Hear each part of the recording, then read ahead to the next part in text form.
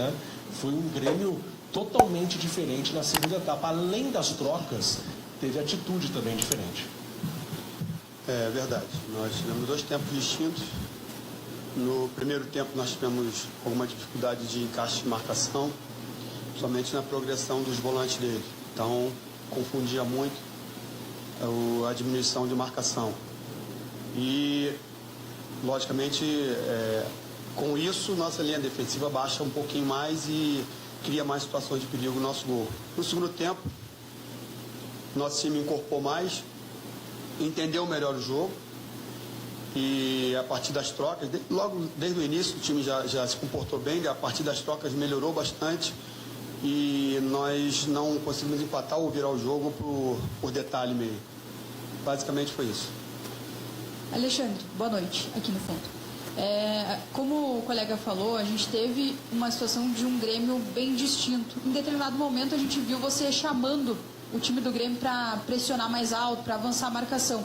A orientação inicial era justamente que o time pressionasse mais alto e você vê o Grêmio repetindo mais vezes esse movimento de pressionar os adversários lá na frente? Boa noite, obrigado. Sim, a ideia era essa. A partir do momento que você tem um gol de revés, logicamente você tem que tomar alguma atitude justamente para tentar empatar ou virar o jogo. Então, a ideia inicial seria uma estratégia para utilizar a velocidade do Soteldo e do Pavon. Como eu falei na primeira parte, o seu colega perguntou, faltou um pouquinho de encaixe de marcação.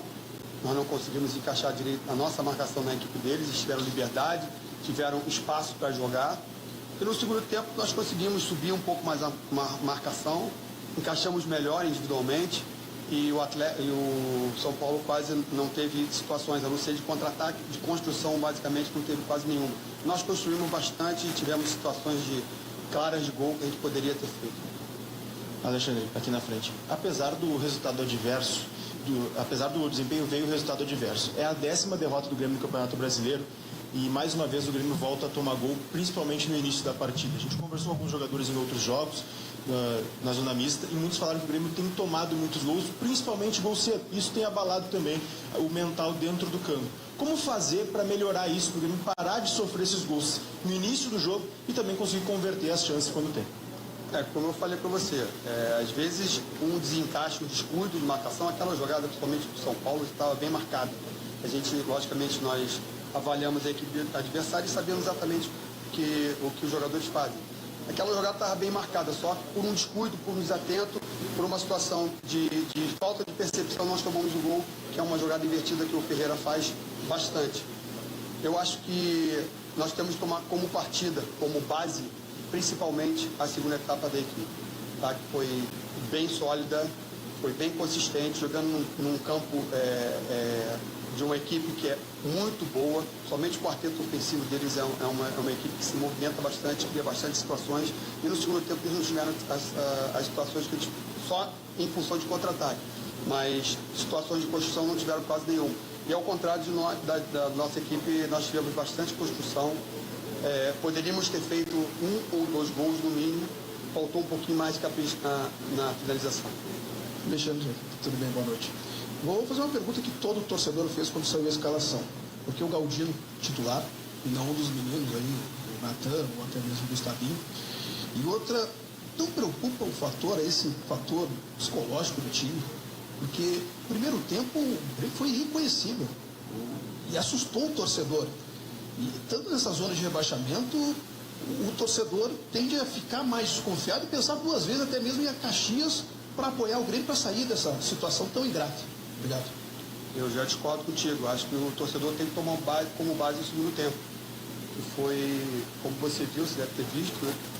Que o segundo tempo foi um segundo tempo de Grêmio, um segundo tempo de jogo, propriamente dito, de posse de bola, de imposição de jogo. Eu acho que a torcida do Grêmio tem que tomar como base o segundo tempo da equipe.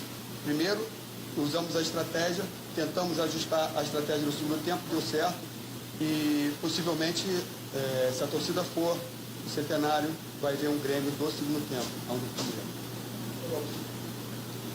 Opção, não tem muita opção. Jogadores que jogam centralizado, você não tem no grupo. A não ser o Diego Costa, você não tem. E o Galdino ainda está adaptado naquela função. Não é um jogador daquela função, é um jogador de beirada. É um falso 9 ou um jogador de beirada. Está jogando ali, falta de opção. Entendeu? Apesar de ter tentado se esforçado bastante, no último gol ele fez o movimento correto de um jogador de centroavante, mas precisa de mais treinamento, de adaptação. Isso requer tempo, e a gente não tem muito tempo.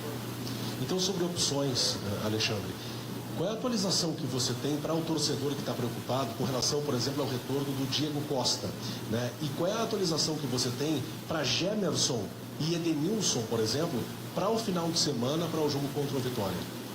São jogadores que estão entregues na transição, estão fazendo a parte de transição da fisioterapia para o campo.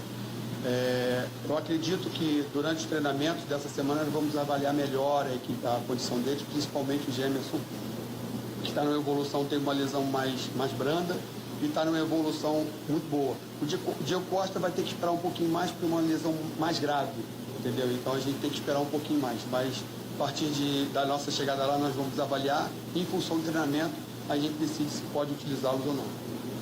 Edenilson também, Edenilson provavelmente deve ser utilizado e está à disposição do próximo jogo. Sobre Cristaldo, né? Você já mencionou aí, é um jogador que faz falta ao Grêmio. Você mesmo, Alexandre, já mencionou que o Natan Pescador é o jogador que consegue fazer melhor essa função talvez de um criador. Que outro jogador no elenco o Grêmio tem para suprir essa carência do Cristaldo enquanto ele estiver ausente? Nós não temos jogador meio campo, a não ser o Pescador e o Cristaldo, nós não temos jogador central, meio campo, meia central, nós não temos esse jogador. Então, a gente tenta adaptar às situações que nos competem.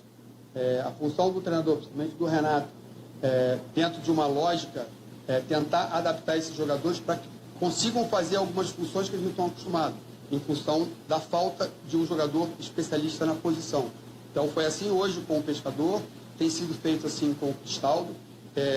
Fizeram muito bons jogos, o Pescador entrou muito bem no jogo, o Cristaldo tem aparecido bastante numa ponta final de uma equipe, é um jogador que normalmente é um jogador que constrói, hoje ele está numa fase de, como ele joga na função, ele está jogando uma fase de finalização, tá? Tanto é que no último jogo ele finalizou 2 ou 3 jogadas, mas não é um jogador especialista da posição de atacante, é um jogador que constrói vindo por trás, com inteligência e qualidade técnica.